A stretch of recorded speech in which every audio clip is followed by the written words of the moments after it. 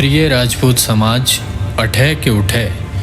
जोधपुर लोकसभा 2024 के इस रण में अब हमारी स्थिति इतिहास के उस प्रसंग की तरह हो चुकी है जहां राजपूतों ने अपनी राजनीतिज्ञता का परिचय देकर एक स्वर में कहा था, अठे नी उठे।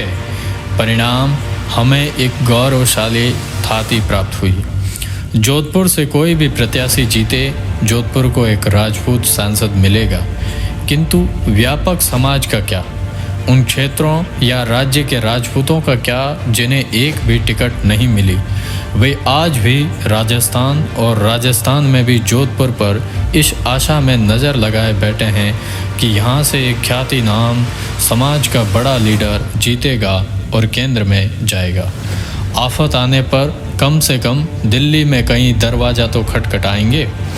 इसलिए जोधपुर के राजपूतों पर तो अतिरिक्त भार है अधिक जागरूक और संयमित रहने का।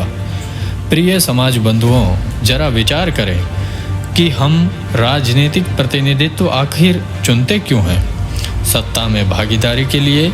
अगर ऐसा है तो फिर किसके जीतने से समाज की अधिकतम राजनीतिक भागीदारी सुनिश्चित होगी? एक स्थापित और शक्तिशाली केंद्रीय मंत्री या एक विपक्ष के सांसद मात्र से? सम्माननीय करण सिंह जी जीत भी गए तो क्या कांग्रेस की केंद्र में सरकार बनने वाली है? क्या वे केंद्रीय मंत्री बनेंगे?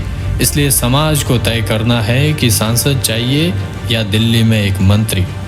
विचार करें कि क्या हमारे विरोधी सच में इतने भोले हैं कि एक राजपूत यानी करण सिंह को जिताने के लिए दिन रात एक कर रहे हैं, या उनका निशाना कुछ और ही है? ज़्यादा दूर का नहीं तो 2014 के निकट अतीत को ही टटोलिए, जब हमने दाता जसवंत सिंह जसोल जैसे नेता को केवल इसलिए हरा दिया कि उन्होंने काम नहीं करवाए, और आज उनकी जयंतियों और पुण्यतिथियों पर वही लोग उनके सैकड़ों काम गिनवा रहे हैं। पर अब क्या औचित्य जब समय रहते हम संभल नहीं पाए तो? समय की नज़ाकत को समझते हुए तथा व्यापक सामाजिक हितों को मद्देनज़र रखते हुए तमाम शिकायतों और तर्कों के बावजूद भी गजेंद्र सिंह शेखावत जीतना बेहद ज़रूरी है। ध्यान रहे, लगभग सभी केंद्रीय मंत्रियों को इस विरोधाभास से तो गुजरना ही पड़ा है, परंतु हमारे विरोधी कभी अपने बड़े नेतृत्व को नहीं हराते, चाहे वह कितना ही विपरीत विचारधारा का क्यों न रहा हो। और यही वजह है कि वो राजनीतिक रूप से हमसे ज़्यादा मजबूत हैं। सनद रहे जोधपुर नागौर न बने।